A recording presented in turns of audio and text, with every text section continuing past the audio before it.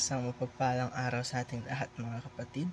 Ako muli si Adrian Bernales ng Batch 3 at itong aking daily devotion.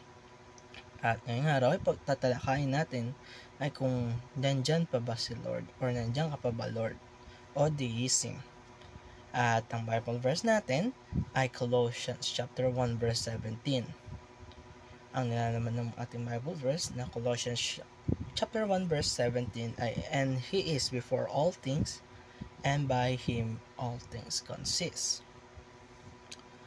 Minsan sa ating nararanasan na pagsubok, napapatanong tayo kung bakit ba natin ito nararanasan, o bakit tayo binibigyan ng pagsubok ng Diyos, o nariyan pa bang ating Panginoon sa atin.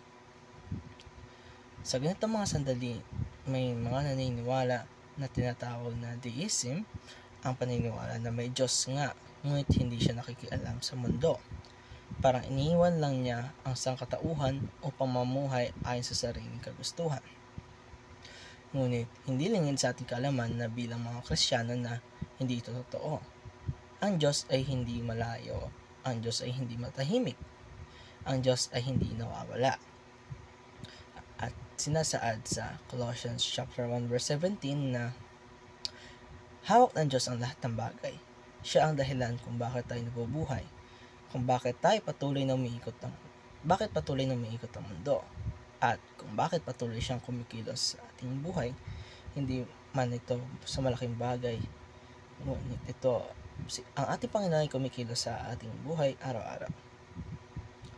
Narito ang tatlong katotohanan na taliwas sa paniniwala ng mga deism. Unang-una ay God is actively involved in the world. Hindi lang nilikha ng Diyos ang mundo at iniwan na lang ito basta-basta. Ang Diyos ay patuloy na gumagalaw sa kasaysayan, sa mundo at sa ating mga buhay. Gaya ng sinabi ko kanina, gumagalaw ang ating Panginoon sa bawat isa sa atin, malaki man o maliit, ay hindi natin ito napapansin, pero ang Diyos ay ginagawa ng maganda sa ating buhay sa kabila ng mga pagsubok natin ginagawa o nararanasan. Ang Diyos patuloy itong gumagalaw sa bawat isa. Siya ang kumikilos sa likod ng lahat ng ating bawat problema. Minsan hindi agad natin ito napapansin, pero sa bandang huli, makikita natin na siya pala ang gumagabay sa atin sa bawat hakbang natin ginagawa. Kalawa ay God is our Father who sent for us His Son.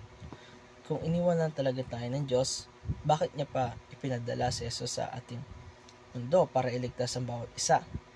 Ang Diyos ay hindi lang isang tagalikha, siya ay isang Ama na nagmamahal sa kanyang mga anak. Dahil sa pagmamahal niya, pinadala niya si Jesucristo upang magkaroon tayo ng kaligtasan mula sa ating mga kasalanan at bigyan tayo ng buhay na walang hanggan. Hindi ito isang Diyos na malayo, ito ay isang Diyos na nagnanais na malapit na relasyon sa atin. Katatlo ay God is working for the good of those who love Him. Sinasabi sa Romans chapter 8 verse 28, "And we know that all things work together for good to them that love God, to them who are called according to His purpose." Ang Panginoon, hindi niya iniwan ang mundo, hindi kanya iniwan. Bawat pangyayari na nararanasan natin sa ating buhay, mabuti man o masama, ay ginagamit tayo para sa ikabubuti natin. Kahit hindi natin agad makita ang sagot sa ating mga dasal, makakaasa tayo na may ginagawa ang Diyos sa likod ng lahat. Sa bawat problema na ating nararanasan, ito ay may biyaya pagtapos ng problema. Maaaring ginagamit tayo ng Diyos sa pagsubok na ito upang magkaroon tayo ng improvement sa ating sarili, o mas mapalakas pa, o magkaroon ng mas malalim na relasyon tayo sa ating Panginoon. At mga kapatid, dito nagtatapos ang aking daily devotion. Maraming salamat sa panonood.